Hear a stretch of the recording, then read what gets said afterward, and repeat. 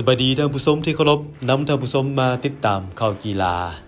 มาเบิ่ง10ทีมที่เข้าร่วมชิงชัยเตะบานทรายอยู่19ปีสิงขันสหพันธ์บานเตะแห่งชาติลาวประจำปี2025 10ทีมครั้งนี้ประกอบมีเอสราแซมเก่าจันทบุรีฮองแซมข้างผ่านมา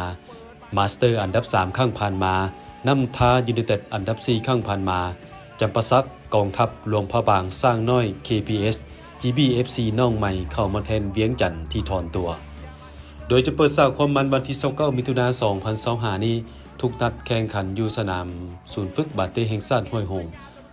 รูปแบบการแข่งขันพบกันหมด1รอบเพื่อสะสมคะแนนแล้วคัดเอาที่1หาที่4เข้าสู่รอบรองชนะเลิศแล้วจกสลากจับคู่เตะเสียคัดออกทีมที่ชนะผ่านเข้าสู่รอบชิงส่วนทีมที่เสียไปชิงอันดับที่3โดยทีมชนะเลิศจะได้รับขันแซมพร้อมเงินรางวัล50ล้านกีบและเหรียญรางวัลอันดับ2รับเงินรางวัล25ล้านกีบพร้อมเหรียญรางวัล